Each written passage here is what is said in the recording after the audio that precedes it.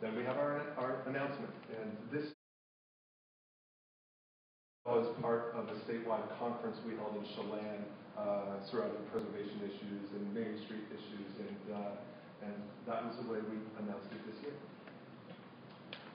The commitment, what is it? I always get the question from property owners or entities with jurisdiction over the properties listed each year is, what does it mean?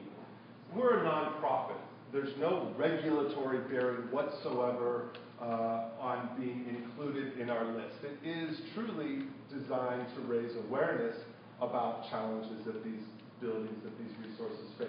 But certainly what we do commit to the best capacity that we can is to work with the local stakeholders to develop strategies that respond to the challenges, facilitate partnerships. You know, these things are up here. Provide technical assistance and certainly help identify funding opportunities. I'd love to say there's barrels and barrels of money for historic preservation out there. There isn't, but there are some certainly dedicated funding sources, and we certainly will work with those local supporters to identify the appropriate sources for a specific building. So that's essentially what our commitment is. Just looking at a couple, just to give you a sense of the types of things that are on our list. This is a church in Seattle, up on Queen Anne Hill. It was going to be demolished by the congregation, which needed to move out. They had dwindled to about 20 or so members, and they were going to sell it to develop it as 4 single-family residences. We worked closely with the local historical society in Queen Anne Hill, worked to identify a new congregation that happened to need a building, and they were able to come in and purchase it. So, you know, we look at this as a great save. A 1926, really pretty unique architectural style. Would have been just a shame to lose a building of that caliber. One people might be familiar with, the Teapot Dome gas station, was listed in 2007. We actually held a press conference in Zillah the day we listed, or the day we announced our 2007 list, and had some good turnout there. Of course, most of you probably know the story. It's been relocated to downtown Zillah, had some federal money to help rehabilitate it, and it's a great success story, an absolute wonderful save to see this great social commentary and bit of roadside architecture fully rehabilitated. Just some of the examples of the type of activities we might engage in. This is for the Alki Homestead. It's in West Seattle. It's a restaurant, although it was originally a vacation home, essentially. And working with a lot of local supporters, did a This Place Matters photo shoot. A lot of you may know the This Place Matters campaign from the National Trust for Historic Preservation. So this is what we gathered a bunch of folks in front of the building to do a big This Place Matters photo shoot. Had some dignitaries, had some elected officials speak, and it was a rollicking good time. There certainly have been some in Ellensburg. Of course, the Northern Pacific Train Depot is kind of a tough shot, sort of right under the facade, but this was actually listed back in 2004, which is before I even started work at the Washington Trust. But since that time, through a very small grant program we've given some small amounts of grant funding to this project as it's moved forward, and certainly it's one that I would call still in progress. We like to say that preservation campaigns don't wrap up overnight. It can sometimes take quite a while. In this case, 8 years and counting. And then I alluded to the Ellensburg Hospital earlier. Again, one that's been ongoing, and I did not drive by it before coming here this evening. Maybe I will do so afterwards, but I know that its fate is actually pending right now with potential demolition. So I'd love to say we have a 100% success rate. We certainly do not. That's not the case, unfortunately. So that just kind of gives you an overview of the most endangered list, what it's designed to do, how a resource gets included in that list. We certainly have a web presence that talks about all of the current listings, and you can go back and see which buildings are on our watch list, which buildings have been listed in the past. The watch list is essentially, because we have a new list every year, the watch list tends to grow, but what we do is the prior year's inclusions if there's not an outcome, be it positive preservation outcome or demolition in some cases, they're moved to the watch list. So as I say, our watch list does continue to grow. But we're certainly not the only organization that is concerned with historic schools. Certainly this is a national discussion. I think it has been for some time. In 2000, I mentioned the National Trust for Historic Preservation. In 2000, the National Trust included historic neighborhood schools in their 2000 list as a sort of thematic listing. And these 4 points were what they were looking at primarily, with a lot of others, but primarily a lack of money for needed repairs, an assumption that old is automatically bad and new is automatically good, that public policy discourage the maintenance of existing schools, and that construction of large educational facilities in locations that make it impossible for Johnny to walk to school were all reasons to include historic neighborhood schools. With that listed in 2000, there's quite a bit of literature on this that's out there, and I want to just go over some of the publications that came directly out of the National Trust's inclusion of historic schools in their program, and hit on some highlights of that. And I can certainly make available a list of resources for those folks that want to look further to this idea, look further into some of the things that these publications cover. But you know, the first one, this sort of came out in conjunction with the historic neighborhood schools being included in the National Trust Most Endangered list. And this was the report from 2000, Why Johnny Can't Walk to School. And it really looked at the teardown trend of neighborhood schools and the impacts that has for neighborhoods and for students. It's a real good piece to kind of get acquainted with some of the infrastructure issues, some of the transportation issues, environmental quality issues, all associated with new school construction as it goes outside of neighborhoods. Another one, A Community Guide to Saving Older Schools, another National Trust publication. This one is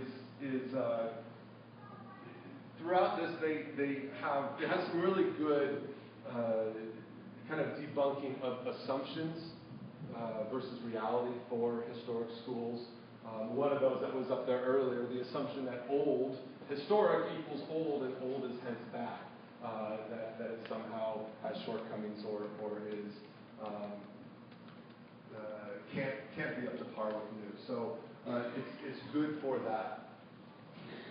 Schools as centers of community, and this is the tagline there is a Citizen's Guide for Planning and Design. This is not a document related to historic schools. It is overall school planning when you're talking about new or renovating, new construction or renovating existing. And obviously this is a really, we can't understate the importance of schools for all of our communities. And I just wanted to read an excerpt to you quickly from this piece. And they state that the backlogged cost of replacing, repairing, and updating America's schools, this is nationally focused, of course, is now enormous. Some 3.5 million students attend schools that need extensive repair or replacement. An estimated $127 billion is needed to bring America's existing schools into good overall condition. That's from 2000, so we're 12 years past that. Taking into account inflation and other deferred maintenance that is built up in that time, you can imagine that number increasing. So that was from the National Center for Educational Statistics in 2000. Moreover, this estimated backlog covers only the maintenance and repairs necessary to meet the functional requirements of existing instructional programs. It does not include the funds necessary for accommodating new technologies and teaching methods. According to a survey conducted by the National Education Association in 2000, again 12 years ago, the bill for renovating old schools and building new ones exceeds $250 billion. So, on the one hand, it shows you the different numbers that are out there, but I certainly think it underscores the tremendous challenge that is faced when we're talking about schools. New schools and old schools alike have to deal with changing technologies. especially today, especially now, a school that might be built with the most up-to-date technologies, newly built, could be out of date in 5 or 10 years if the planning for new technology improvements hasn't been built in at the onset. That holds true for both new construction and rehabilitation of existing historic schools.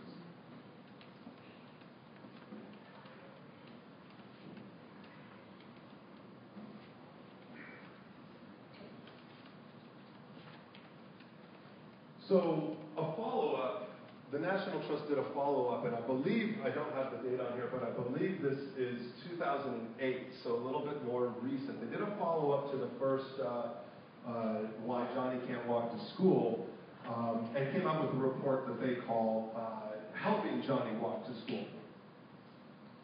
And again, I want to read a couple of things that are just excerpts from this report. All of these are available, all of these reports are available online as PDFs. So I just want to bring up a couple of they basically have a checklist in here of, is your school a community-centered school? Again, this idea of helping Johnny walk to school. And these are all the checklists. Is your school a community-centered school? Does it use, expand, or adapt existing buildings to provide a 21st century education? Is it located near the families it serves, allowing large numbers of students to walk or bike to school, and encouraging frequent interactions between parents, teachers, students, administrators, and residents? Does it use existing roads and sewers and avoid extending infrastructure whenever possible?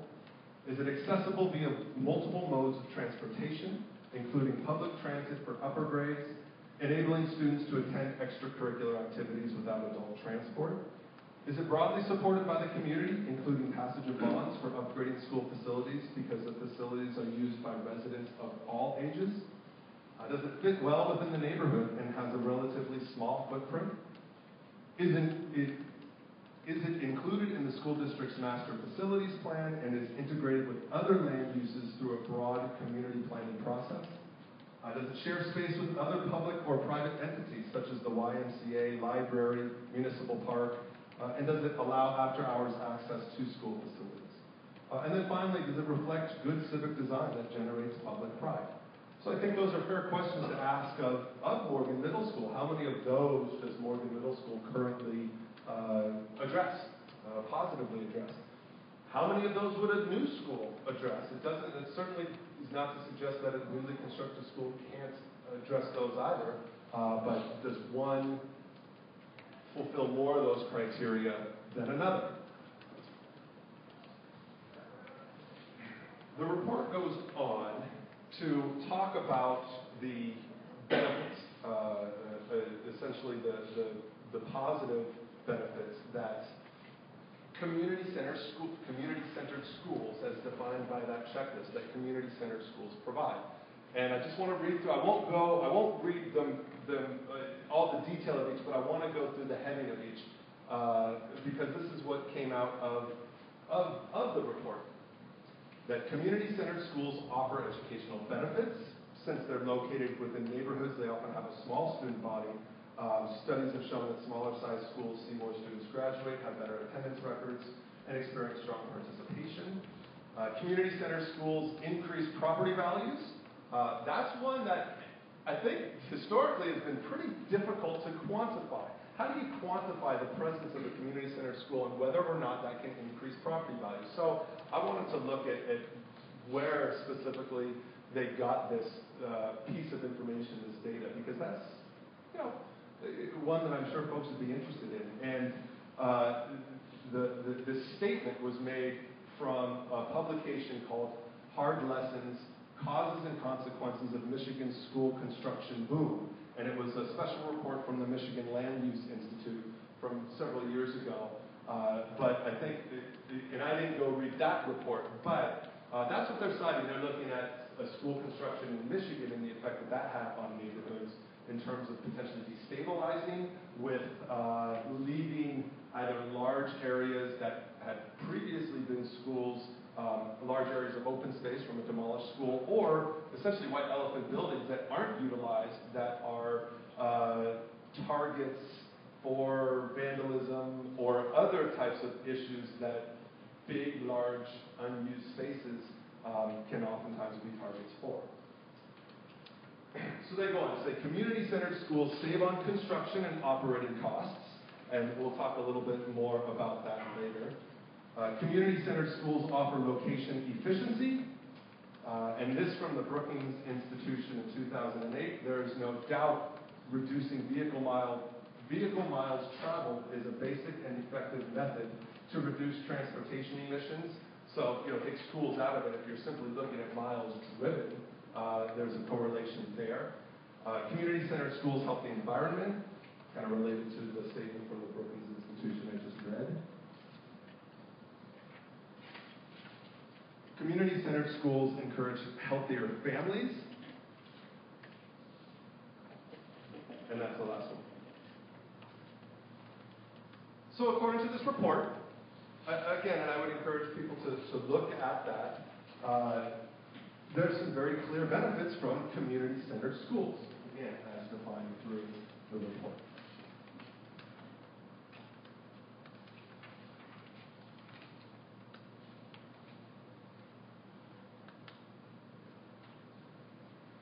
There's the checklist that I read from earlier.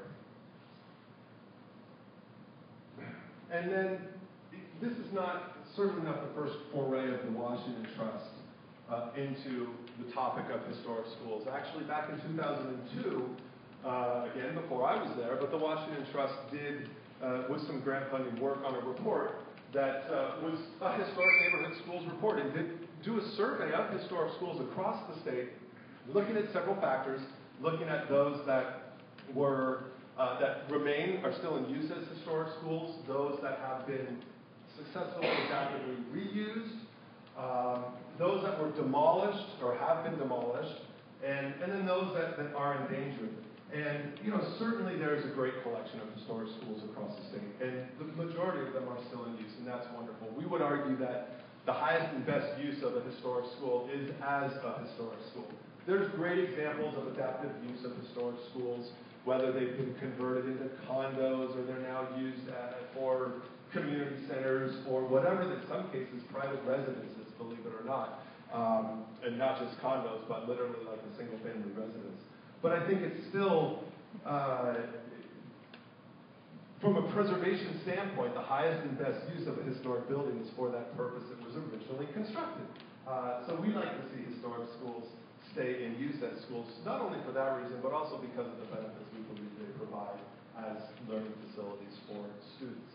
And so I just wanted to read a couple of back in 2002, just to kind of give you a context from even 10 years ago, what the focus of the Washington Trust study was. First and foremost, to increase public awareness of the steady loss of Washington State historic neighborhood schools. Encourage communities to place their historic schools on historic or landmark registers. That's certainly something we encourage any chance we get. Schools are probably the most visible community landmarks of just about any building, and in some cases the most important as well. So why not locally list those or put them on the National Register of Historic Places? Urge the public to request that their school districts become good stewards of their historic schools by providing proper maintenance programs for them. That's an issue that plagues school districts across the state and likely across the country. It's great to have a building, whether it's new or historic. It doesn't matter if you don't take care of it and maintain it over time and relatively quickly, you're going to have problems with that school. So deferred maintenance is probably one of the biggest factors facing historic schools. But then part of it was to look at policies. What are some of the policies out there that actually work against historic schools? And again, back in 2002, there certainly were some. I don't know if people are familiar with the 60% rule that CEPP, the Center for Educational Facilities Planners, used to have, which said if the cost of renovating an existing school exceeds 60% of new construction, excuse me, then rather than renovate that school, you should build new. And this was a recommendation, these were guidelines, and unfortunately a lot of state policy affecting school districts kind of adopted that standard. So in essence, what you would end up with, and state matching funds from the state to go to school districts for capital construction would be based on that rule. So you might have a situation where a school district looked at rehabilitation versus new construction and found that perhaps rehabilitation was 70% of what the new construction costs were. Yet because the 60% rule became the norm for state matching funds, the state would provide those funds if rehab costs were above 60%. So in essence, school districts were forced into a role of choosing a more expensive option simply because that was how they could get state matching funds.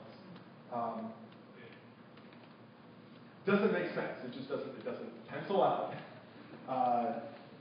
Today, some of those policies certainly have been addressed, and I think it's due to the awareness that was raised through the National Trust and through many state organizations like the Washington Trust who brought these issues to our statewide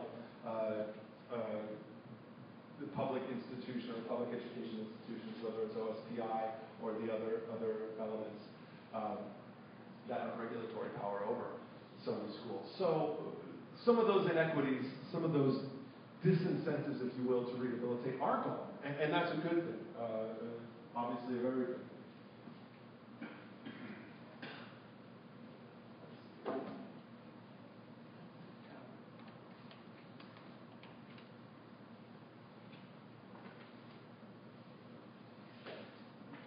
So before I go into the rest of the slides, and I do want to show case studies out there that I think are relevant to the Morgan Middle School situation.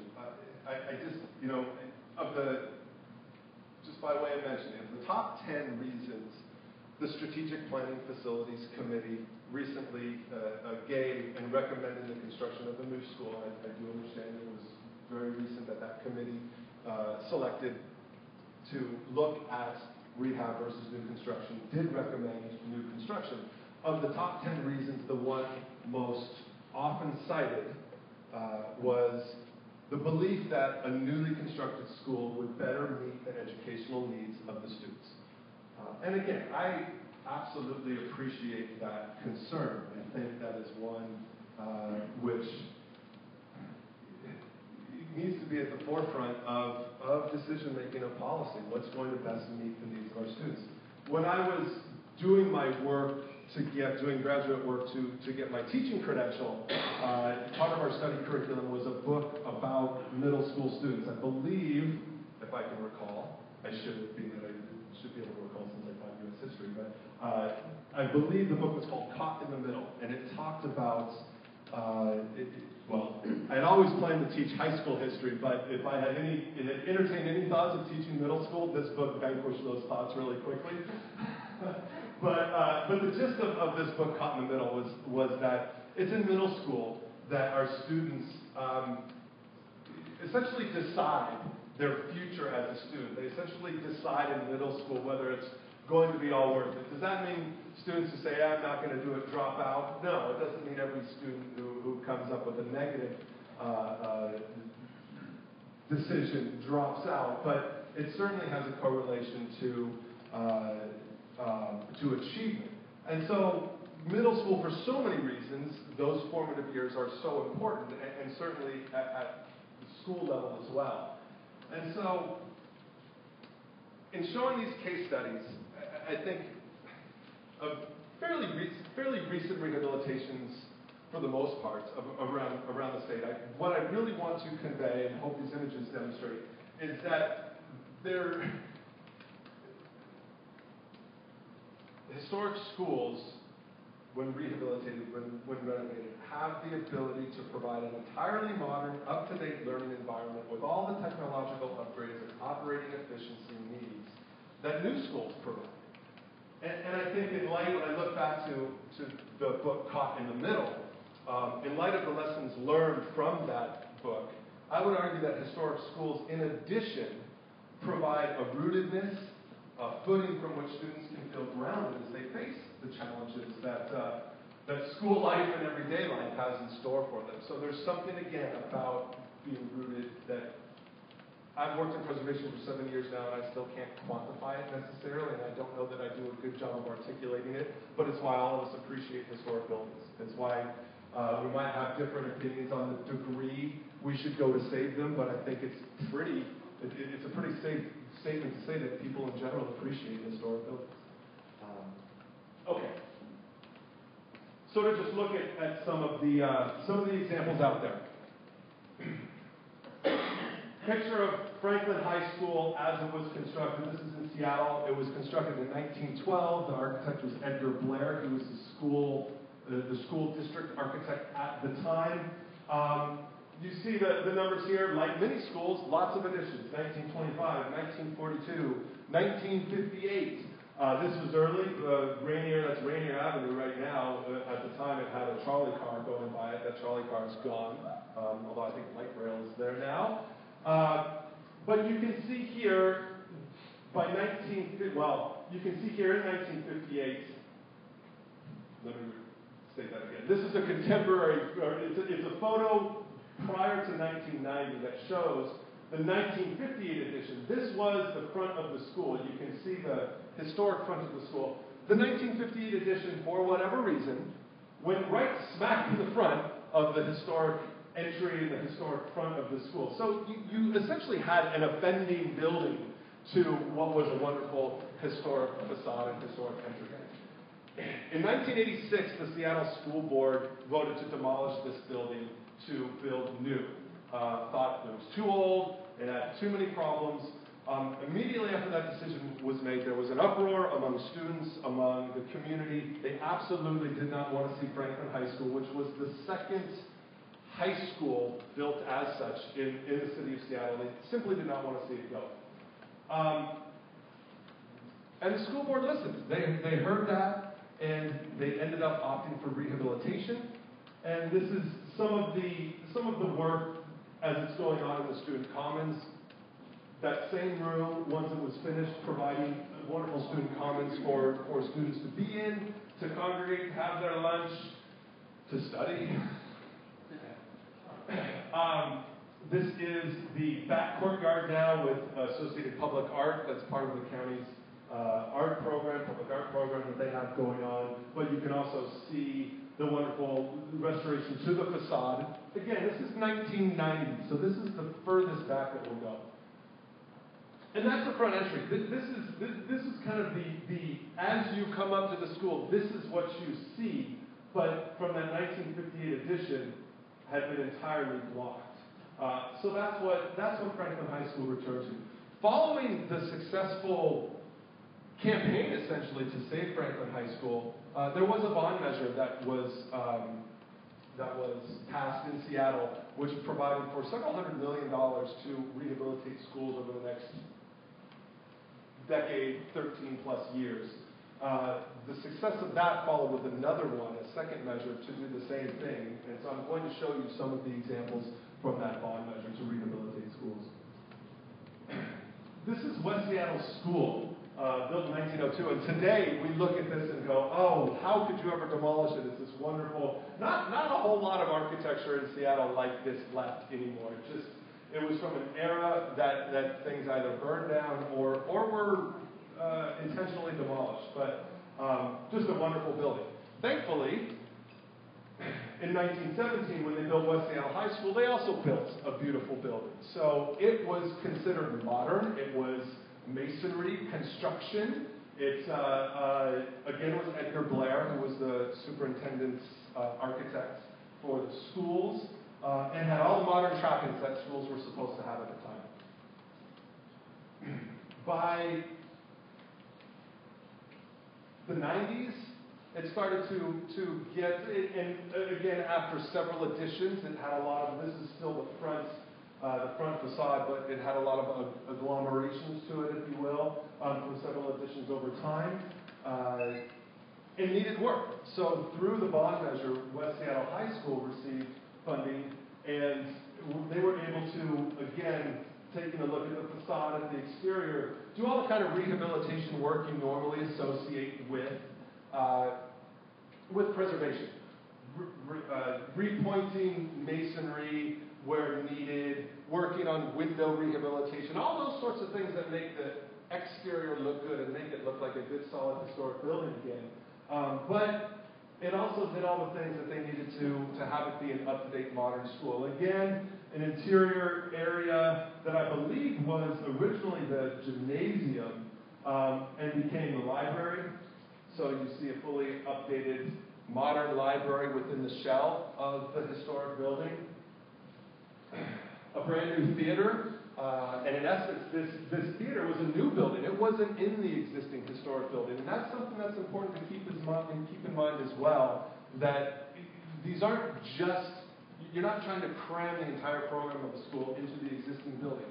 Additions, new construction is a part of the evolution of a historic campus. So this is a new building that housed the theater program and provided auditorium space. Sometimes you have that in the existing building, and that's great. And what West Seattle High does, and again, I don't have a very good image that shows it, but what I wanted to do was talk just real briefly about kind of three strategies that we look at, or that architects will look at when they're talking about historic school rehabilitation. And one is to, especially as it pertains to additions, because you can't get the full program into the original portion of the historic school. It simply is too small. You can't do it. But there are three strategies that are typically employed when looking at building additions to historic schools. And one is to extend the fabric of the landmark or of the original building into the new addition so that you have the same massing, the same materials, and the same details. In some cases, this might be, in a way, almost making it look as if the addition was there all along, that you could just replicate what was there. The second is to expand the historic structure, and I love this is architect speak, but with a contextually responsive addition. But essentially what that means is you have similar height, the similar fenestration of the windows, similar materials, and there may be some new materials or massing to speak to the modern materials and methods, and also to not confuse people and create kind of a false history of the building. So that there's a distinction, that the new building has a distinction, but it still certainly relates to the existing building. That's what West Seattle High was, and we'll see other examples. The third is that there's actually a real juxtaposition between the original historic building and the new addition, so that they look drastically different, and there's no mistaking what they were intended to be. That you've got the new portion and you've got the old portion, and hopefully there's a link between them. There's something that at least visually or aesthetically connects them, and we'll see some of those as well. So with just to give a little bit more detail about what happened with West Seattle High Schools, they did have a new gymnasium, theater, and commons, as in students' commons. Those spaces surround an entry courtyard that fosters student community and serves as a foyer for the large assembly spaces. The main entrance was restored. You saw that facade restoration. The central auditorium was converted to the commons, and the gym was rehabilitated as the library. Core academic classrooms with project labs are complemented by dedicated science classrooms and laboratories, business classrooms, technical and vocational programs, arts, and music studios.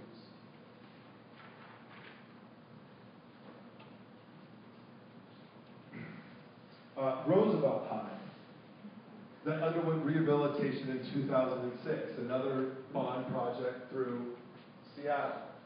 And here you see the original school. You see additions that were added at different times.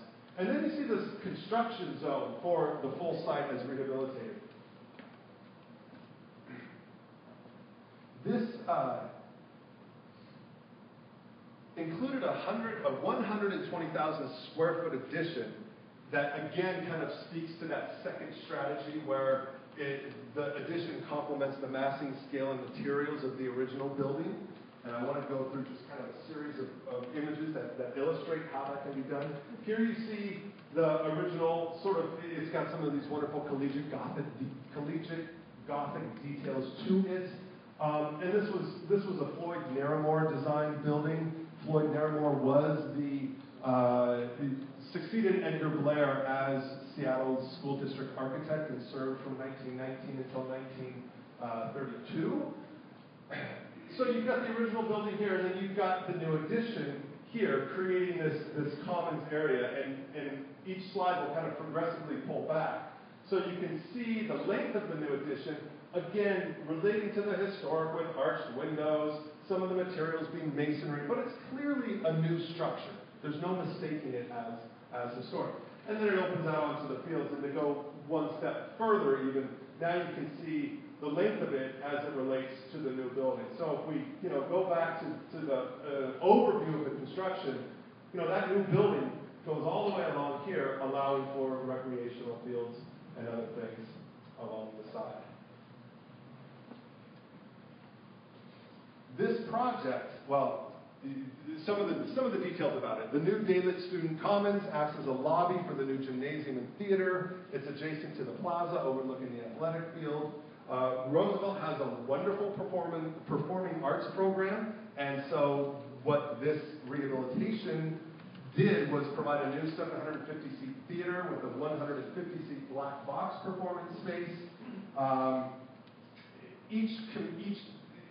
They break it out by what they call learning communities, small learning communities, and each community has dedicated classrooms, science labs, teacher planning areas, and small group spaces. And it did include demolition, and I think that's an important note as well. There were 60s era cafeteria and gym that were demolished as part of it. So it's important as you're looking over the whole program to identify those spaces which don't work. Because there may be some. There may be some spaces that don't work and that can be improved upon. This was the former auditorium at Roosevelt High School.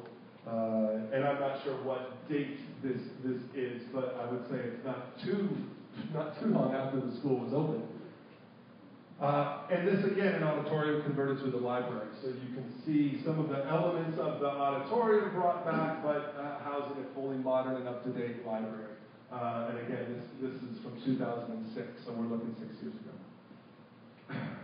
That 750-seat theater I talked about, again, in a new building. So here you have that for school productions, for assemblies, all those sorts of wonderful things. And then the facade.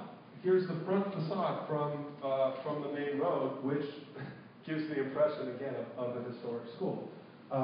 This was, in 2004, was ranked number 16 in the top public projects statewide. And I know it's a little misleading. It was rehabbed in 06, but the project started in 04 and was completed in 06. So it made this list in 2004. This one, construction costs were $57 million, and total costs were $84 million. So these aren't cheap undertakings, and I don't think anybody is under the impression that they are. That they're not. Whether it's new construction or rehabilitation, they aren't cheap. Okay, looking at another, and then we will move away from Seattle. I promise. There are other examples. But again, another Floyd Naramore building. This is Garfield High School, recently rehabilitated, and I'll say it up front, this has to date been the second most expensive rehabilitation with both hard costs and construction costs in the state at $105 million. That's what they were looking at for this. But let's take a look at some of the things that they got out of it. Originally built in 1923, Garfield High has a tremendously rich community history. Everyone likes to say it's where Jimi Hendrix went to high school, which is true. But it's got a far richer history than just Jimi Hendrix. Quincy Jones as well, I believe. So the design solution included a complete rehabilitation and reorganization of the three-story, 170,000 square foot structure using what they call a personalized learning community model.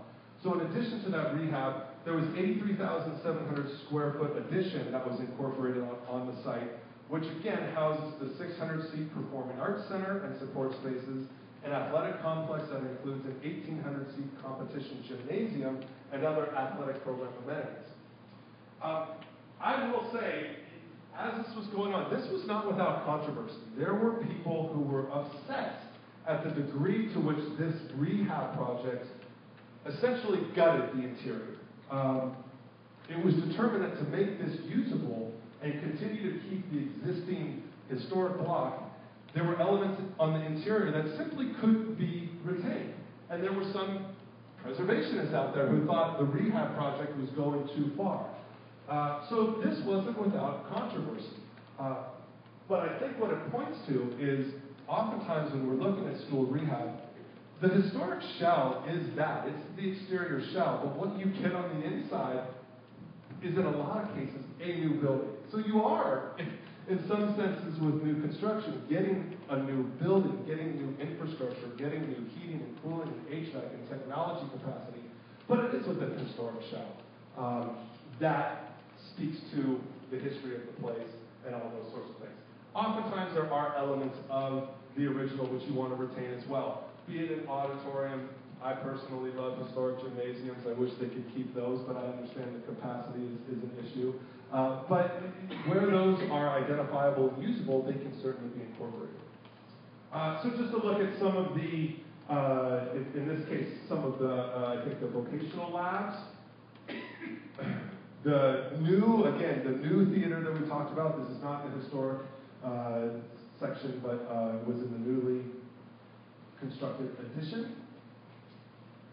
This was, and this was one of the controversial pieces, this was the old auditorium, and I believe it was even referred to as Quincy Jones Auditorium, and there was some concern that given the history of that, the social history involved, they didn't want this, there were folks who did not want to see this converted.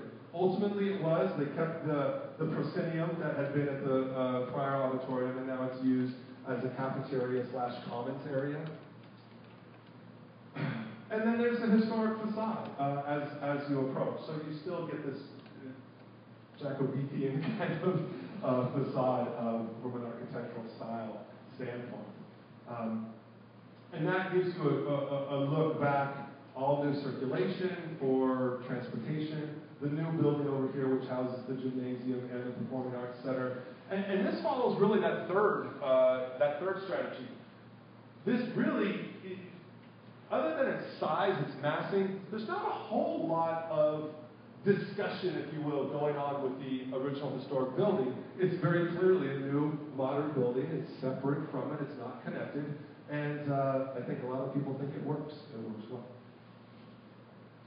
I wanted to quickly just talk about Floyd Naramore, obviously relevant here in that Floyd Naramore is credited with the design of Morgan Middle School. So he was certainly, as I say, Seattle, well, before he came to Seattle, he was the district architect for Portland schools from 1912 to 1919. In 1919, they lured him up to Seattle. Seattle was going through, really from 1900 into the early 30s, Seattle, with its tremendous growth, was going through a tremendous school building program as well. So he was a school architect from 1919 to 1932. And then continued from there, went out into his own private practice, eventually forming, in 1943, with Bain, Brady, and Johansson, this four-person partnership. And that firm actually carries on today in what's known as NBBJ. They go by the acronym. It's this sort of the successor firm and are an internationally known architectural firm that does everything from school still to commercial to institutional. They do major projects. But that's kind of the legacy of Floyd Naramore. So even while he was the Seattle Schools architect, he was still doing projects outside of Seattle, obviously, here in Ellensburg and other places as well. So he's got a pretty good pedigree from the standpoint of being a significant architect for the region and the state. Has anybody been to Stadium High School in Tacoma? Okay. It's almost, I'll be honest, it's almost unfair to even show this. But I do want to show it because I do think it's important. Stadium High School in Tacoma, these are historic postcards. This one is a rendering, and I apologize, they're hard to see. They were not very good images, so I could not blow them up very large. But the story of Stadium High School in Tacoma is that the railroad folks wanted to build a grand hotel at the terminus of the Northern Pacific as it came into Tacoma, overlooking Commencement Bay. And they started to do so until 1893, when the panic hit and everything stopped. They lost their money, they lost their backing, and they simply stopped construction. So there was a shell of this tremendous chateau-esque style building sitting there on the top of the hill overlooking Commencement Bay. And it was used for storage for quite some time. And Hewitt & Hewitt were the architects of the hotel. In 1898, there was a massive fire that basically gutted everything that had been on the interior, leaving a bricks, a kind of masonry skeleton that was in place. In 1904, the school district, being quite creative, I think, purchased the site and said, we're going to build a school there. And they employed Frederick Heath, who's a well-known architect working in the Tacoma area and beyond, to do the designs of it. And I don't know that he built it exactly to the plans that the hotel would have been built, but he used essentially the footprint. So you had the footprint and the shell, the burned out shell, to start with, and they built it out from there. You can see here what was left after the fire from 1898. So that gives you kind of a sense of where they started. They weren't starting from the ground up, but that's what they had to work with. So there was a significant amount of the building was erected. This is what it looks like, or this is what it did look like prior to rehabilitation. Still looks pretty good when you look at it from this standpoint. But when you start to look, windows have been replaced. There are air conditioning units in there. And then this was it. There are 4 stories above.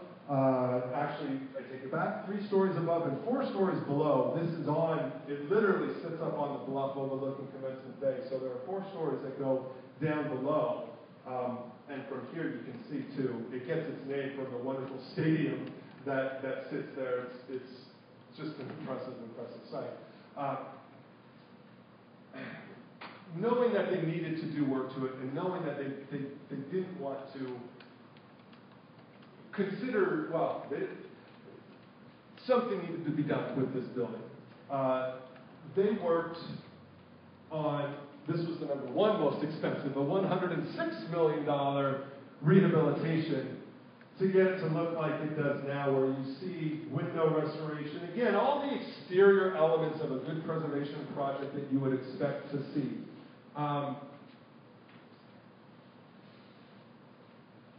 And here it is today. This is the pile that is the former hotel / now school, the athletic field overlooking the bay. This was when it was under construction. There was a new parking structure put on site, a new performing arts center, a new gymnasium. There's you can see sort of a trend with some of these new elements that are brought in. Here's a picture of the new Performing Arts Center and some of the athletic facilities that are down below there as well. Again, that third strategy, the building is extremely different. It's a fully modern building. It's extremely different from the original high school and delineated as such. The auditorium that's housed within that building. So again, the performing arts. It's gratifying to me as a former teacher to see so much emphasis being put on arts and those sorts of elements as well in education. They play such an important role. A little commentary, sorry.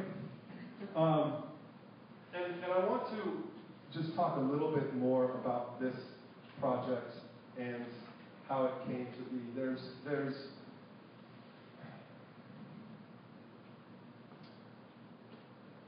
I spoke with a gentleman named Jim Katalinich, and I probably mispronounced his name, but he is currently the athletic director at Stadium High that served on the building committee when they were going through the deliberations and how to achieve this rehabilitation. And they looked at new construction. They had to, I think, in order to do their due diligence, they felt they had to. The estimates they had for new construction were $63 million. As I mentioned, ultimately the project cost $106 million. Now I know that 2006 was a different time. It wasn't just 6 years away. It feels like a lifetime away for a lot of folks, and for a lot of budgets. But his comment was that the community would not have tolerated any other solution than rehabilitation. It simply would not have tolerated it. So from that standpoint, he said they had a relatively easy decision. He mentioned, in all fairness, he mentioned some shortcomings in terms of the rehabilitation and specifically related to classroom configuration. He said that that was a challenge with this building. However, he pointed out that the reason it was a challenge is because it was built as a hotel and not as a school. So that was, yes, they had to face them, yes, they dealt with them, but that was a compromise they were willing to make, the community was willing to make in order to preserve and rehab this building. But again, he wanted to be sure to emphasize that it was based on the fact that the building was supposed to be a hotel. They also, they had, again, when you look at the site, it's wonderful, but it's limited as well. There's not a whole lot of flexibility with the site.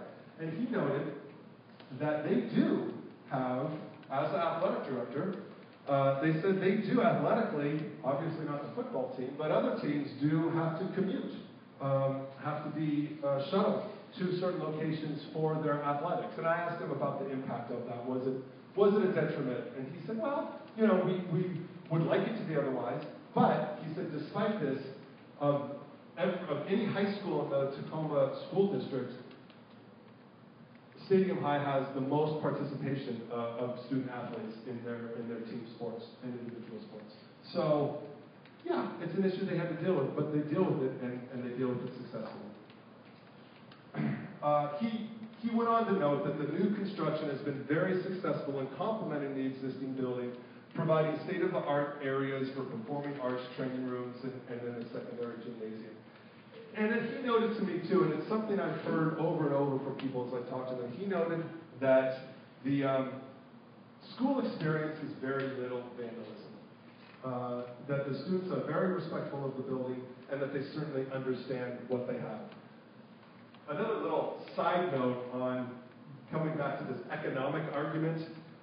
There have been 2 movies filmed at the school, so I'm sure that brought in a little bit, and the reason why is because it's this wonderful historic school. Now, of course, not every school is a Stadium High School, and not every school has that setting, but there's still that kind of sidebar. One other sidebar about this one. The rehabilitation was complete in '06, and they timed it as such that was a centennial celebration. The school opened in 1906. And so when they had the rededication following the completed rehab and they opened the school, it was in September of '06, and they apparently set a Guinness World Record for the largest recorded school reunion. There were 3,299 alumni who attended the rededication of Stadium High School. A pretty powerful story for talking about the importance that a place has to a community. One of the things that encouraged other people, encouraged other groups, Historic Tacoma formed. It was a nonprofit advocacy group for historic resources in Tacoma.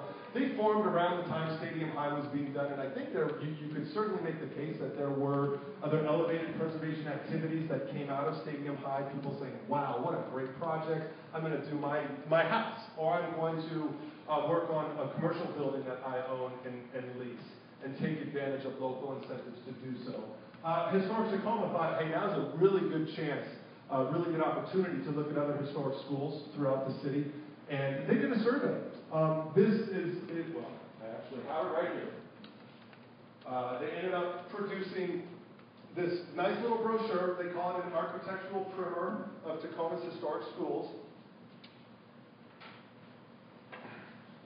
And basically, it was a comprehensive inventory of Tacoma's pre-1965 historic schools. The wonderful thing is that Historic Tacoma worked very closely with the Tacoma School District. And part of it was to identify those buildings which were truly historically significant. So it aided in the planning of the school district for what they might be looking at in the future.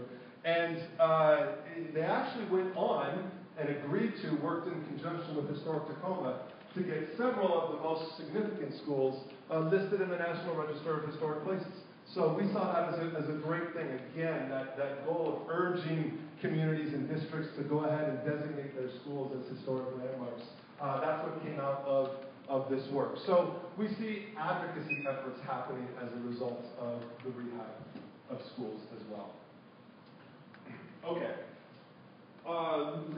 Tacoma and moving to Spokane. He's Lewis and Clark High School in 1912. Lauren Rand was the architect. You can kind of see one wonderful school in terms of being day-lit, great fenestration, great windows, all those sorts of things. Just to quickly look at this, 316,000 square feet when the new additions were added. Construction cost of just under $30 million. That's only construction. I don't have a figure for the soft costs. But this was a project of NAC Architecture. They're a firm out of Spokane, the rehabilitation was. And you can see, you know, again, great elements of a historic building, of a historic school. But you've got the air conditioners in the windows, difficulties with sighting. They took a really creative approach and said, you know what? We're going to build, again, all of the exterior elements that are there that are part of any good preservation project. But we're going to kind of flip this around and find a new addition. And because it's right downtown, it's in an urban center, again, space, there's not a whole lot of flexibility to the space. Where they had it was across the street. So you see here the construction of essentially a sky bridge, and you'll see some more of this in a minute. Again, the before showing windows that were in actually replacement windows. These are restoration windows. The historic windows had been replaced, but we're able to provide fully energy efficient restored windows, so you get those costs down. That are also, of course, a concern.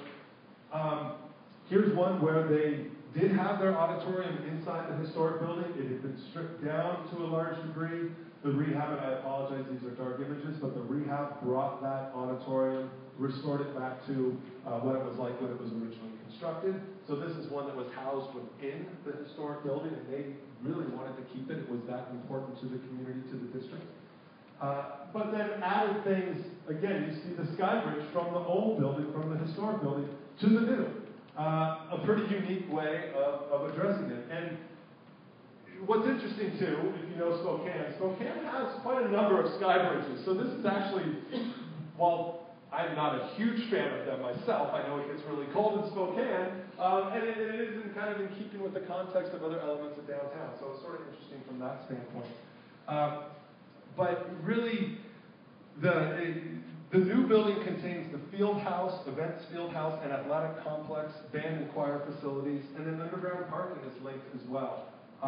The new building was designed as a contemporary interpretation of the traditional academic style. So in this case, again, it's sort of that strategy number 2, if you will. You see the materials and scale and massing here relate. They certainly relate to, you know, what you see here. They don't mimic it, but they certainly relate to it, and I think they've done a nice job with it. I wanted to just quickly relay the conversation that I had with a gentleman named Steve McNutt. Steve McNutt's a principal with NAC Architecture. They're the firm that did this project, and we were talking about cost and a few other things, but I just want to read from Steve. As a general rule of thumb, renovation of an historic building is less costly than a new/replacement facility. The cost savings will certainly vary with the circumstances, but the savings will generally range from 10% to 20%. He said this held true in our historic renovations of Lewis and Clark High School and John R. Rogers High, which I'll show you next. He did note that some projects can have unusual circumstances that diminish the savings. Certainly every case is different. And often the original sites are substandard for parking. Physical education, sound familiar? These are some of the shortcomings right now that I believe Morgan does face as well that have to be weighed. In addition, some schools have fundamental organizational flaws that make it very difficult to adapt to modern needs. For example, it's common in historic schools for classroom bay size to be too narrow. So those are things that you have to deal with. Again, design issues that through good design can oftentimes be overcome, but are challenges nonetheless. He goes on to say, in the Spokane High School renovation projects, we were able to meet all contemporary instructional technology and energy conservation standards. This is rarely a problem or limitation. Making them modern is not the issue. Providing a facility that gives that has all the needs for students today is not the issue. And then finally, Steve noted that the sense of community pride was greatly elevated. When the Lewis and Clark High School project was complete, over 15,000 patrons toured the building during 3 days of grand reopening and rededication ceremonies. Similarly, when Rogers High School had its dedication, it was warmly received by its community. He said, clearly these projects have become centerpieces of their communities and remain great sources of community pride. Students, too, have shown great pride and respect for the facilities. Lewis and Clark has been complete 10 years now, but current administrators will tell you that there is great respect among the students for their school.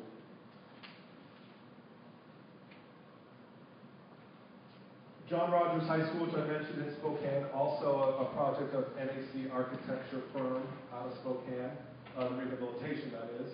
The original was Wells and Dow. I'm not sure if they were a Spokane firm or not. I just know them as Wells and Dow. But again, a great block of a historic school. Not very different in size from what we saw. It's different architecturally in terms of style, but similar in size to what Lewis and Clark was. You see the before images here, pointing to the exterior elements, that repointing windows, making it energy efficient from that standpoint. All those elements are there. But then again, the new pieces, the updates, the making it modern. This is the former music room. You see the new music room here. A former classroom. And sure, they probably picked the worst classroom they could pick to take a picture of, but nonetheless, you see some of the new laboratory space for some of the science classes down here. A really interesting one to me, in that it does exemplify, well, to me this is sort of a hybrid of Strategy 2 and Strategy 3. It's connected directly to the original building, keeps the same height and massing, window fenestration a little different, but I mean, you know, this is it. This is where new meets old. So it's very clear how they're delineated. I spoke with Lori Wyborny, who's the principal at John Rogers, and I thought her comments were important to mention as well.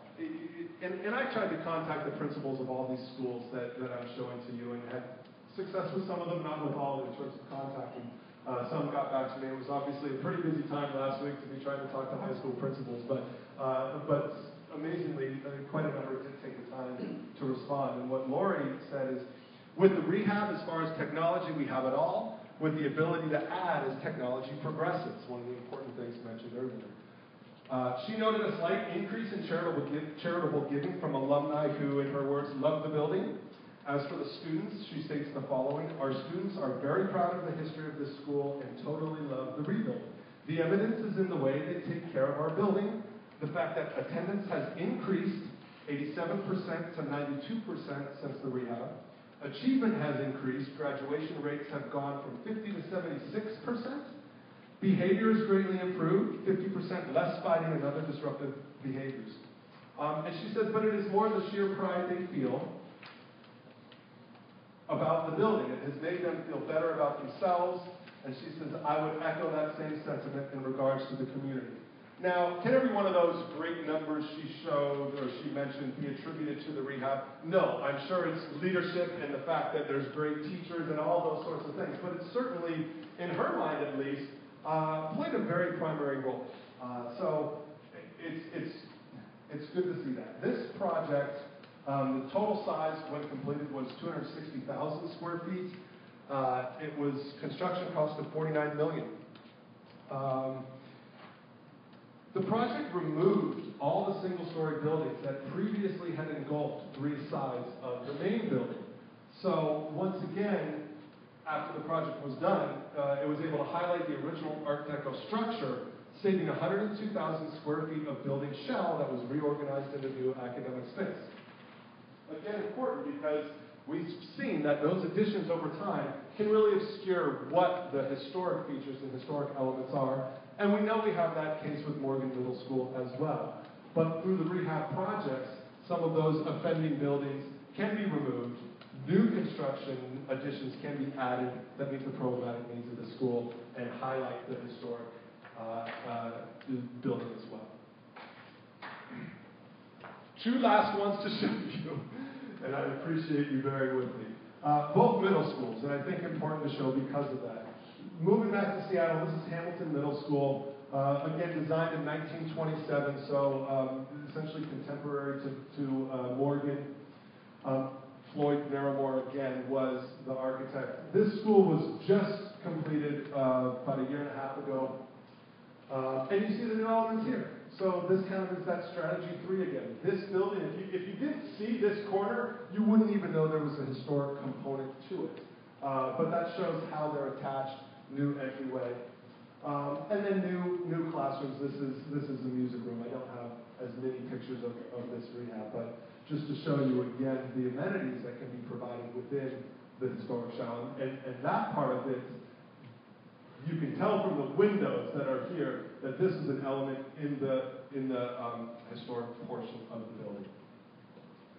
And then the last one I want to show you is Madison Middle School, James Madison Middle School in West Seattle. I think this is really the best comparable to Morgan. Floyd Naramore, 1929, same architect, same year.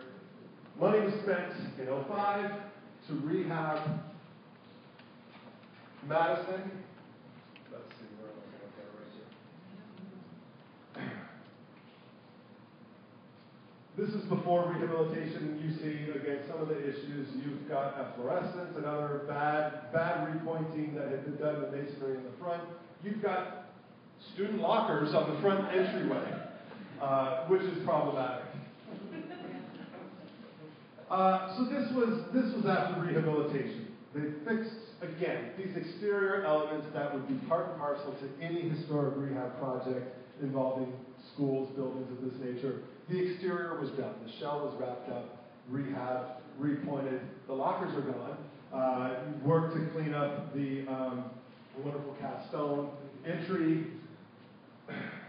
And you have this great just image of what a historic school is and should look like. Yet, with it, and this shows the whole school, you've got the program that was added, which extends beyond and extends down. This was able to be done because of the site. That's certainly part of it. But when you're standing again in front of the building, you would not know there was an addition. When you go around to the side, you begin to see some of the additions that were there. The reason I like to point this out as a good comparable to Morgan is when you look at the construction, it's very similar. The number of bays, this was a 1931 addition, so historic in its own right, but as originally constructed, there were these, this 9-bay configuration, almost what I would call sort of a tripartite configuration with these bays recessed, this sort of center third popping out a little bit more, and then of course the main ornamented element at the front, very similar to, back with my next picture. Similar to Morgan, although it's hard to see on Morgan because of the building in front of it, but again, you've got 1, 2, 3, it's this 9-bay configuration if you count them up. So fairly similar. And then the program that they added, this shows you again the connection of the new to the rear of the original. And this was just an overview kind of showing it overall. This is the front of the building's on this side, the street runs that way.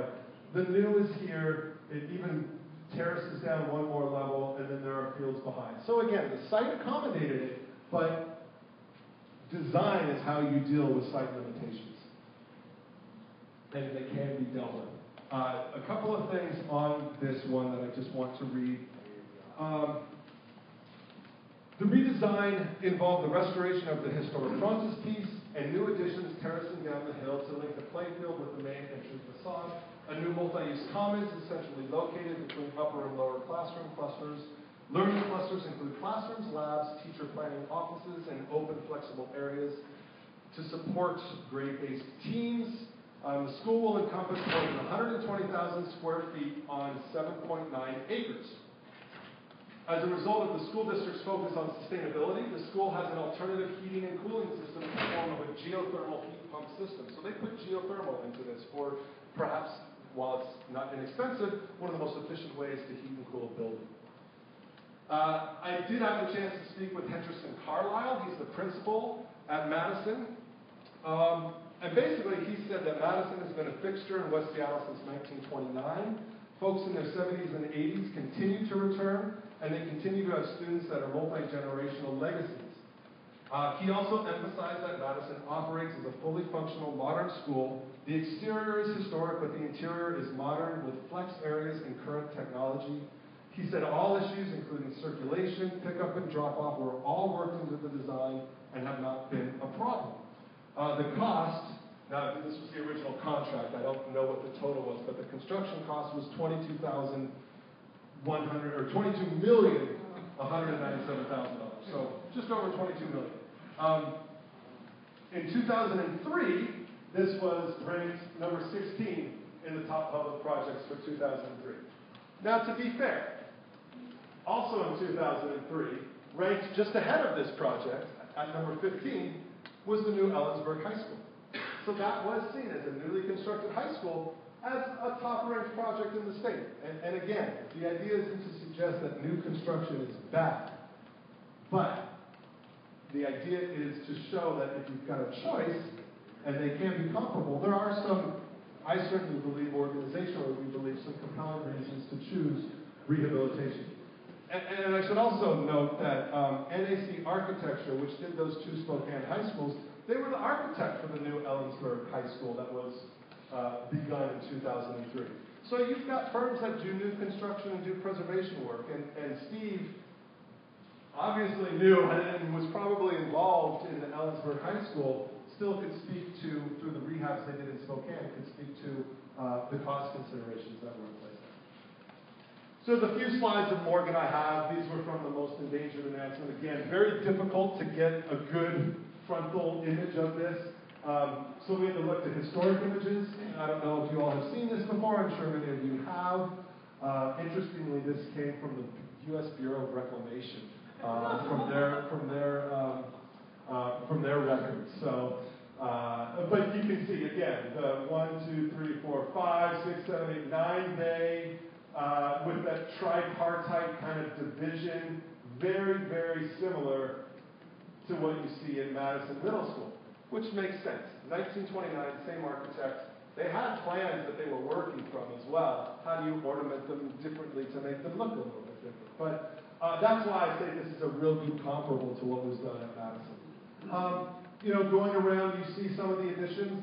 The ones to the rear, maybe less excuse me, actually, these are the ones in the front, which obscure the front. But you know, going around, there are others. Finally, this is just, it's a possibility is what this is.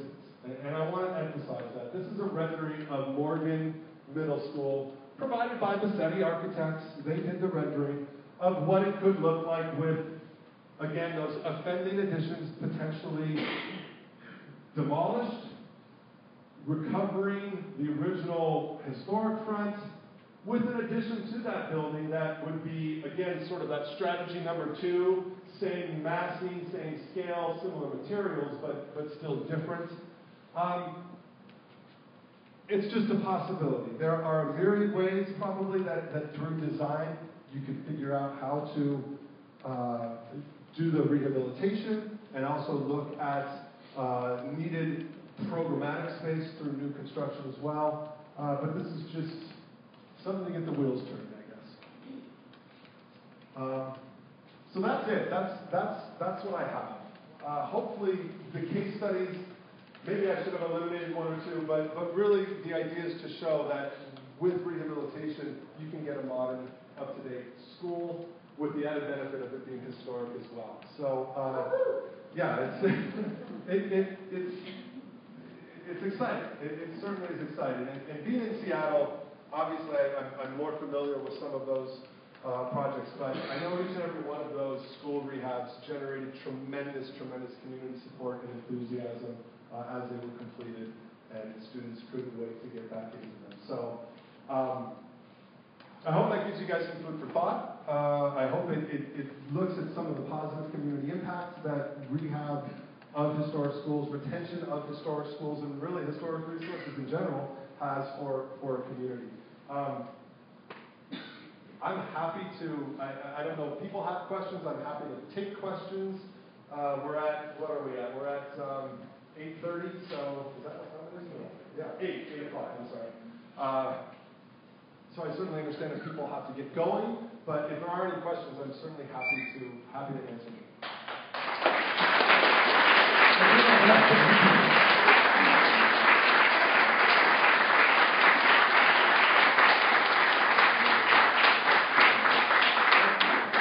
If you could proceed your question with your name, we appreciate that. Any questions? Or comments, or thoughts, or open forum, anything. It doesn't have to be a question. It could be an opinion. Kathy Lynch. Yeah. I just wonder how you go about getting the word out to the community so that they realize what we have. Is there a special plan that you go about to let people know that what we need to do is save it? One of the things I have here, and I'll actually leave this and send more via email to others, but this actually comes from a preservation outfit in New Jersey. I think they're actually called New Jersey Preservation. But it's How to Save Your Historic School, 10 Action Steps. So in some ways, it's kind of a blueprint for exactly what you're talking about. But I think the advantage that you have here already is oftentimes one of the arguments about preservation in general is that rehabilitation is more expensive than new construction. I can hear you more easily. Testimony from Steve McNutt from NAC Architecture suggests that typically with schools anyway, as a resource type, it's 10 to 20% less. Of course, there can be variances in there based on site considerations and whatnot. I think that data is here. Some of that's already out there. And that's important because it at least gives a basis. It at least gives some information for people to look at who, obviously we all need to be concerned about fiscal prudence. I mean, it's just the way it is now, and we should be always.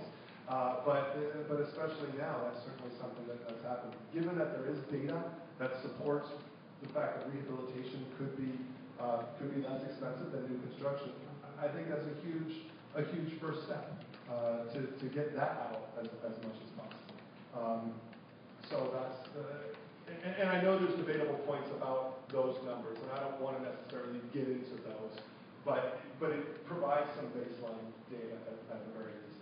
Other than that, it's also talking about what it's meant to the community. Who are the alums? Having them be a part of it, telling those stories. I love historic preservation because of the buildings, but it's the stories and the people who have been there that imbue them with significance. So there's a way to capture those. And I think you also have a good leg up on some of those to begin as well.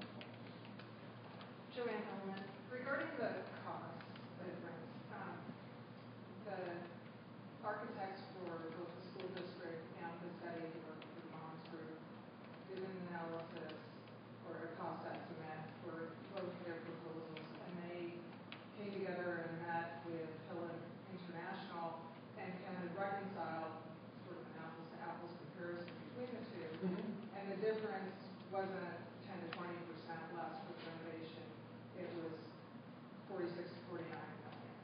So that's the kind of difference for this specific instance at Warren Middle School.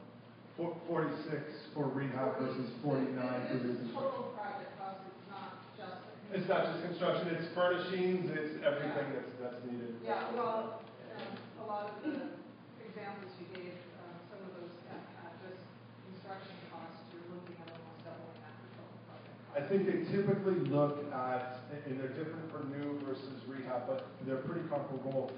When you look at what the construction costs are, you're around 56, 57% additional of those hard costs to add to it for soft costs. So that you're not doubling it, but you're a little bit more than 50% more. So. Right. But so I just wanted to point out that there is data that was brought together with this committee, and the difference was about $3 million between 46 and 49 million. So I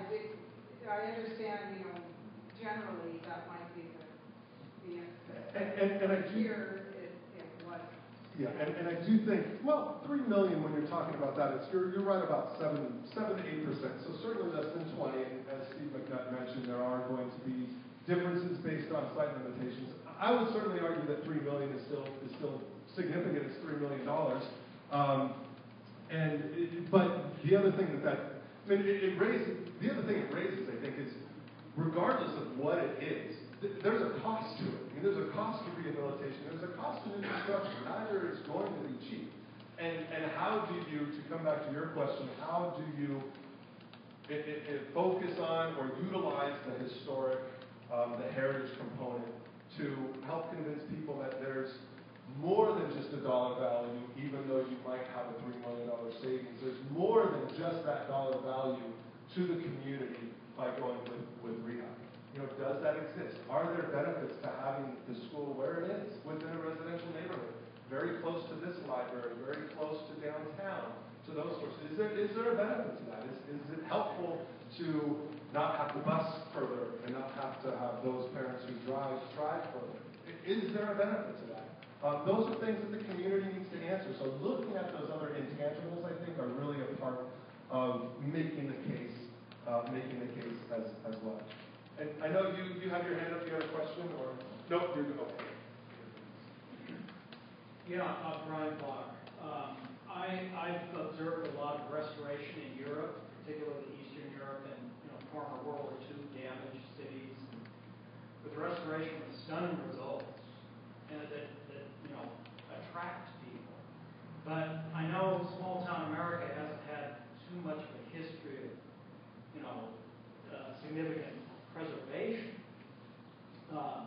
Do you find that there needs to be sort of a mindset to understand that if you lose what little heritage you have, you're going to be just another boring, spot on the map. But what so many small town places in small town America have is character. And Morgan, I attended there in the '60s. I joked that I called it Morgan Federal Penitentiary because it looked you and like every other middle school student, right? Yeah, but it looked like the main building at Leavenworth, federal prison. But the thing is that even that building has character.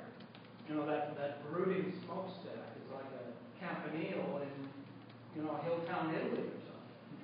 But does that matter to people?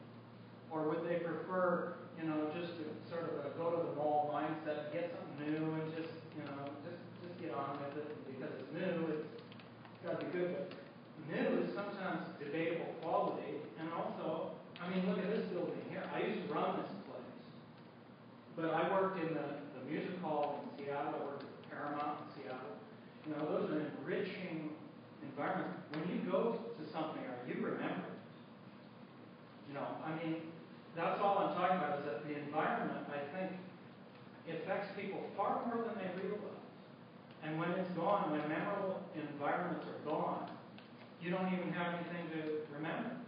So I was just wondering, are you on this kind of evangelical, I don't know, maybe that's what it has to be, to get people to, because I remember this city as a little kid in the early '60s, and there's so many things that are gone now. And it's like, if we're going to just get on with it, my brother went through the earthquake, 1964 earthquake in the Morgan Auditorium, and those grand chandeliers up there, where they were just swaying, just a little bit, because they had that capability. I was up in College Elementary School, now Hepler, which is a brick outhouse. But I think Morgan's a brick outhouse too. And that's the way stuff was done back then, people who cared. Anyway, I'm running on, but I just wondered, do you find that small town America, because that's what we are, is resistant to these things? You highlight places in metro areas. But anyway. Yeah. And I should certainly note that there are plenty of examples of schools, much smaller schools. So a lot of the ones I chose were because they're recent ones with which I'm familiar and for which I had decent data and could get in touch with folks. But There are some tremendous examples, I think, in other places. There's a school out in Spokane Valley, by all stretch rural area called the 5 Mile Schoolhouse. I don't know if people are familiar with this one. I think it's in Meade, actually, but it's outside of Spokane, north. And a wonderful, amazing, very small, probably 2 stories. One's kind of a below grade. So say 4-room schoolhouse, but very small, elementary school. And the district out there was really just planning to demolish it and not do anything. And they, it was a funding issue. It was one of those school consolidation issues. They built the big school, and now all the elementary students, rather than have a neighborhood or not hard with neighborhoods in the rural areas, but rather than have a school 2 miles away, they were going to the school now 10 miles away because of elementary school consolidation. So this school was left. And it was going to be demolished. The community really wanted it to be preserved, and they worked very hard, and it ended up being it is now, this is within the last 3 years, serves as kind of the school building for the homeschool population. So that 1 day a week, those kids who are homeschooled, and there's a large population of homeschool kids in that area, can come in, can meet with not teachers, but mentors, counselors, whatever it might be, and get progress reports, whatever it is. They also have a little interpretive display in there as well that shows some of the history of it. There's a school in Arlington. It's called the Trafton Elementary School. The school's built in 1906. It's a wood frame school. I believe it's 3 stories. There are probably maybe 8 classrooms in it. In the Arlington School District, again, new school construction, because they were able to do it. They got state matching funds at the time. The school district had constructed a couple of new elementary schools within the last decade. And Trafton was outside of town in an unincorporated part of Arlington, but still within the Arlington School District. And the school district had tried to close it a couple of times, or made inclinations that they might close it. The parents who sent their kids there didn't want them to close it at all. There was outcry about it, so the school district changed it to what they call a choice school. So what they said is, okay, look, if you want your kid to go to Trafton, and it's a small school, there's maybe 100, 200 students there. It's relatively small for the district. They said it will be a choice school. You can choose to send your child there, but there won't be busing because people will go from all over the district. If you don't want to go to your assigned school within your location, you can choose to go to Trafton. And they thought this would be the way to sort of be the end of the school, that all the kids would go to the convenient, local, newly constructed school. On the day of school registration, when they started this, at 7 a.m. there was a line out the door. The school was always full enrollment. Smaller classes because of the physical limitations of the frame school. Teachers loved teaching there, students loved going there, parents loved having their kids there, even though they drove all the way across the other side of the district to bring them there. 2 years ago, the district, citing the fact that the new schools had empty desks, the new schools that they constructed, these capital funds, they essentially were under-enrolled. They said, we've got to, and not wanting to make repairs to Trafton, because it needs, it's 1906, it needed to be revisited. Not wanting to spend money on repairs to Trafton when they had empty desks at the newly constructed schools, the district told them to close the school. Parents were grief-stricken about this. Thankfully, they've held on to it. The school district's held on to it. It's rented out. It's used for community facilities. And they project increased enrollment. And what the district says is that once its enrollment gets back up, they can reopen it. It can be a choice school again. But the community felt that they had a part of them just ripped out from under them. The school district was looking at it from a fiscal standpoint. And I understand that they have to do that. That's part of their role. They have to do that. But there are cases where these smaller communities do understand that sense of heritage, do understand that these places mean something. And maybe it's not even from the preservation standpoint, but it's because they have a connection. Right? And it's those connections. I would add that we do have a history of that here. Look at Barge Hall, look at Washington School, that now has been a completely successful conversion to town hall. And in terms of the small town comment you're making, I happen to actually believe that small towns in a lot of ways are actually on the forefront of preservation. Through downtown revitalization, Ellensburg is a phenomenal example of that, I think. There's always more to do. There's always more that can be done, but I think here in Ellensburg, from what I can see, there's things you've embraced that are unique to Ellensburg. You can't go to other places and find them, and that's one of the keys to understanding what you have and understanding what your heritage is.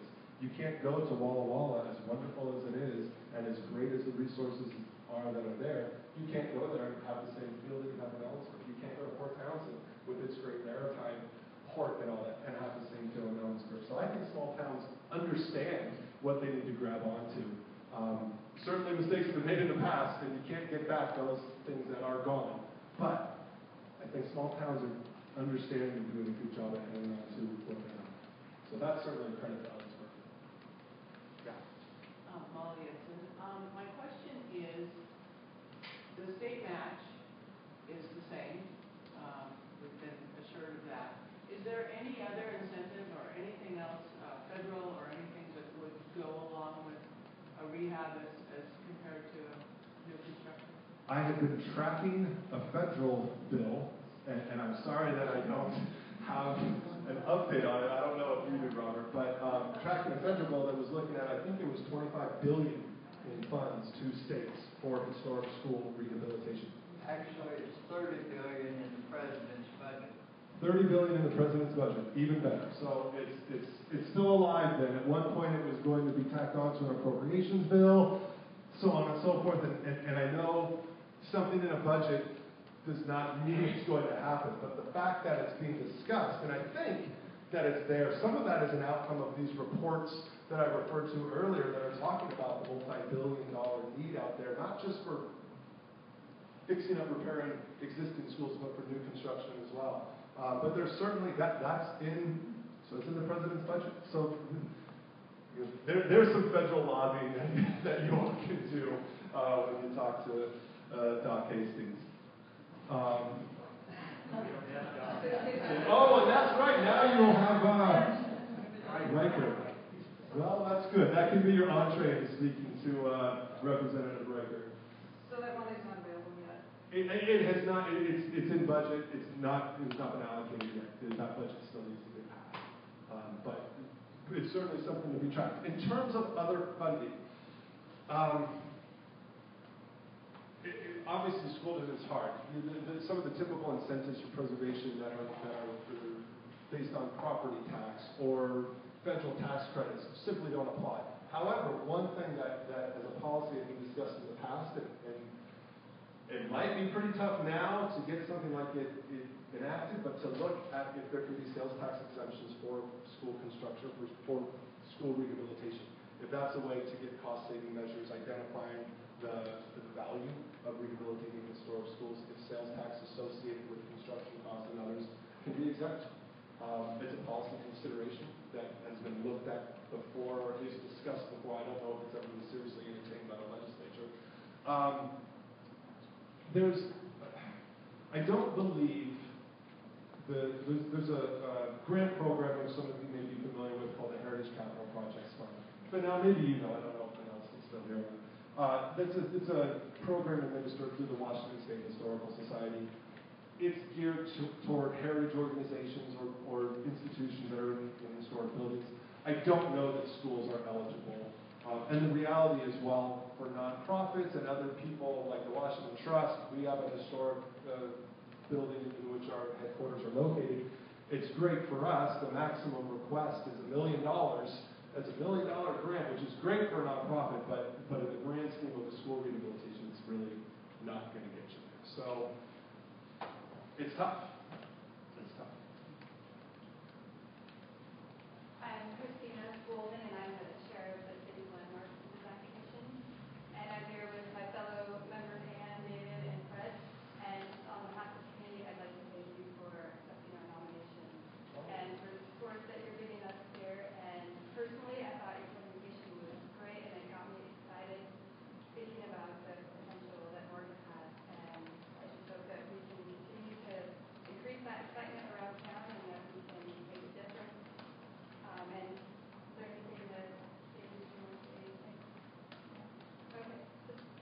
Thank you very much. I very much appreciate it.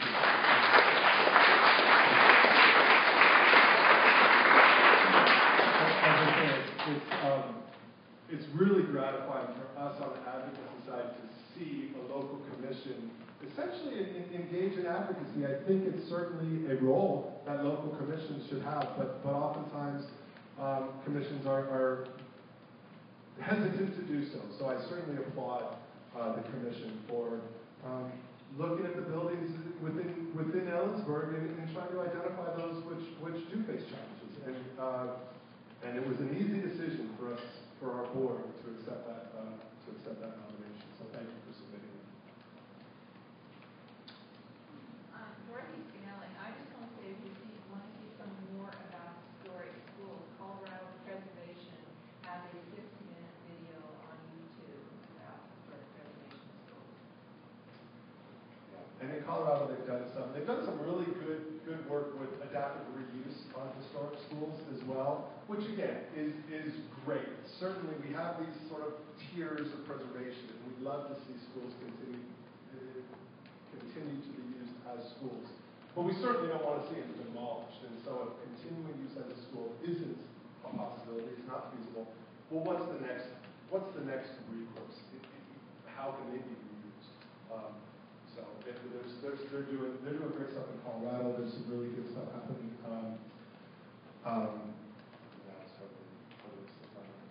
But anyway, there is. I just showed you the tip of the iceberg in terms of some of the literature out there about historic schools and how to use it. Well, it's approaching the 2-hour mark. And Joanne, you have one more question. It's a comment. I'm Joanne Hellman. I'm an architect, and I wanted to tell you that I do think your presentation was really well done. Beautiful buildings, really nicely researched. I love the Colorado principles, and that's all great. So I wanted to thank you. It was very, very well done. The comment I had, I was on the Strategic Facilities Planning Committee, and wanted to make comments about or clarify something about our first priority.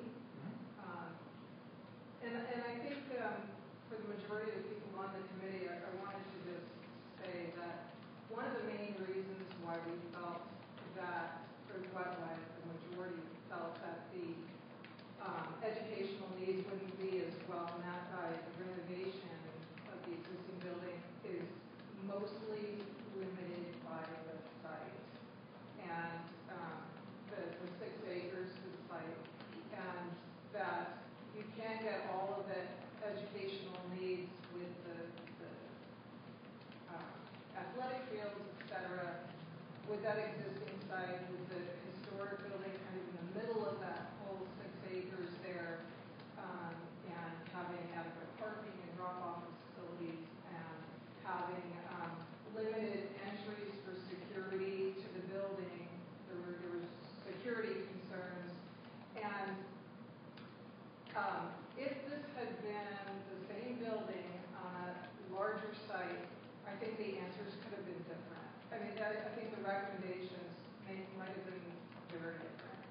And, I have a heavy heart, thinking that this building might be demolished, but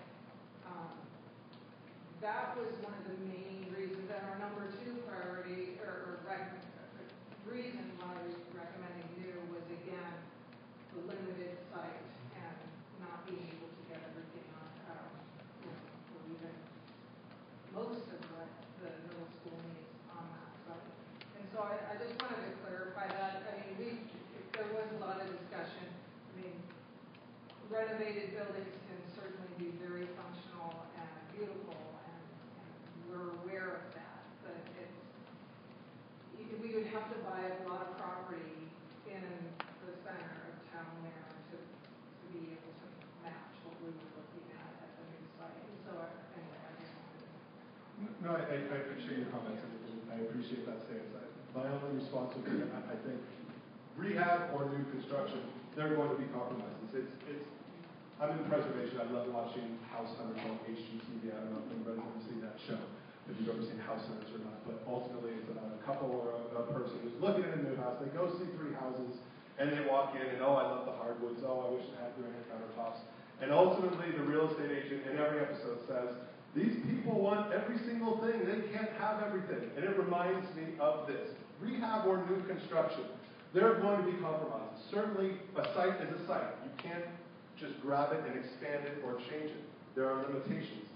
Certainly, through design, you can offset some of those. A newly constructed building might have a site that accommodates all those things, but there's a payoff for that too. There's a compromise for that as well. And ultimately, it will be up to the public to decide which of those is more important. So I certainly appreciate it. Donna? Well, first of all, I'd like to say I applaud the young woman who took time to come tonight, who possibly voted a different direction. And I wondered, as this was being prepared for tonight, if people who had already made up their minds for a new building would take time to come to this, and I'm glad that some people did. The reasons the committee gave for having a new building as opposed to an old building, I think merit some discussion, and different groups that I've been in the last few days have actually had counter statements, counter arguments. And what I'd like to see, if our community come together and we could discuss those points, and we could give different viewpoints on the points, and then come to another consensus about whether or not these viewpoints are worthy considering, or if we should drop that viewpoint for another reason. But I think we need more discussion about the reasons that a new school could be chosen over an old school, or an old school over a rehabilitated old school. I don't think we're done yet. I just cannot give up on the idea that those are the reasons for a new school, and we have to live with those reasons without further discussion.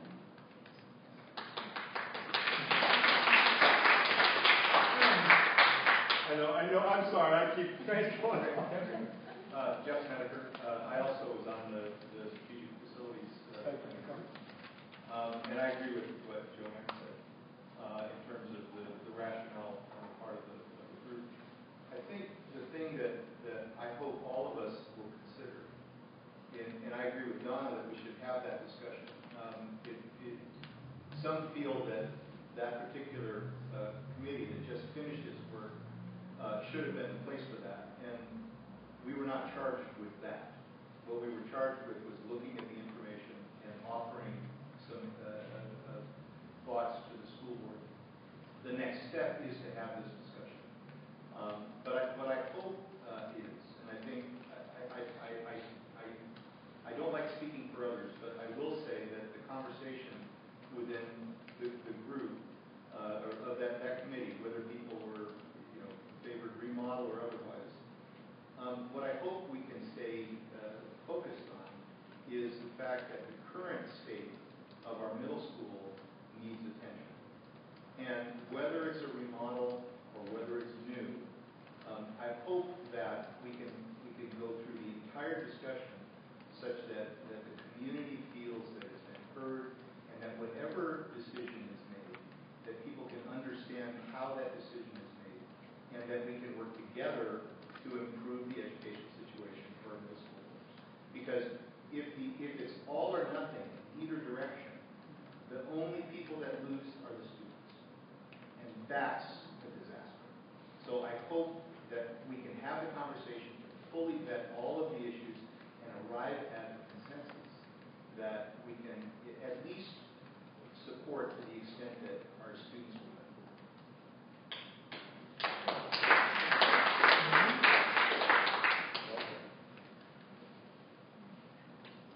That seems to conclude the evening. Yet again, we thank Chris once more for his really interesting presentation.